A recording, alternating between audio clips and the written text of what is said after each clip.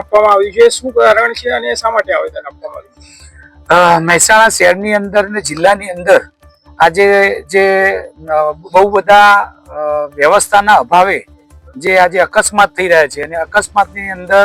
નાના દીકરા અને દીકરીઓ જે અકસ્માતના ભોગ બની રહ્યા છે,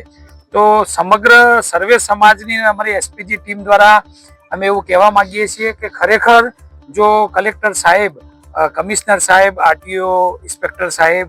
અને જે જિલ્લાના મુખ્ય અધિકારીઓ છે એ આના ઉપર પૂરેપૂરું ધ્યાન આપે તો અમે એવું માનીએ છીએ કે ચોક્કસ આવનારા સમયની અંદર થોડી દંડની પણ જોગવાઈ મજબૂત કરવામાં આવે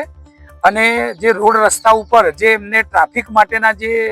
કડક નિયમો કરી અને જે વ્યવસ્થા ઊભી કરવી પડે એ જો કરવામાં આવે તો આ આપણા જિલ્લાની અંદર ને ખાસ તો મહેસાણા શહેરની અંદર આવા નાના મોટા અકસ્માતો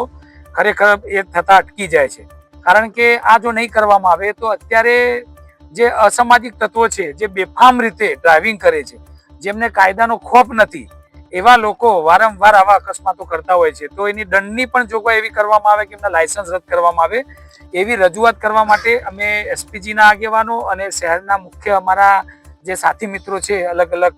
સમાજના લોકો અમે આવ્યા છીએ અને કલેક્ટર સાહેબને મળીને આવેદનપત્ર આપ્યું છે. તમને એવું લાગે છે કે સીસીટીવી કેમેરાઓની બી જરૂર છે?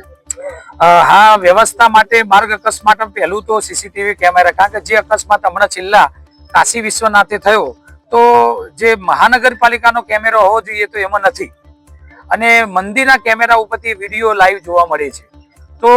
મહેસાણાની અંદર ઘણી બધી એવી જગ્યાઓ છે કે જો આવા બધા નાના મોટી ઘટનાઓ બનતી હોય છે તો એવી ઘટનામાં જો સીસીટીવી કેમેરા હોય તો આ જે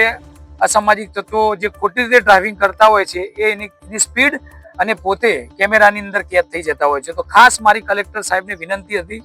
કે તમે સ્પીડ લિમિટ માટેની વાત હોય, કેમેરાની વાત હોય કે વ્યવસ્થા માટે ટ્રાફિક વ્યવસ્થાની જે પણ વાત હોય એ તમામને પ્રજા માટે, આ અમે કોઈ વ્યક્તિગત એના માટે અમારો કોઈ લાભ થવાનો નથી, એના માટે નથી આવ્યા, પણ સમગ્ર પ્રજા વતી અમારી એમને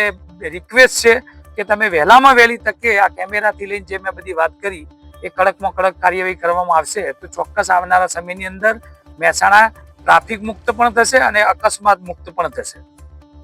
અમે તમને આપીશું પળે પળના સમાચાર. જો તમે અમારા નિર્ભય માર્ગ ન્યૂઝ ચેનલને સબસ્ક્રાઇબ કર્યું નથી તો અત્યારે જ નીચે આપેલા આઇકોન બટન પર ક્લિક કરીને સબસ્ક્રાઇબ કરો અને શેર કરવાનું ભૂલશો નહીં.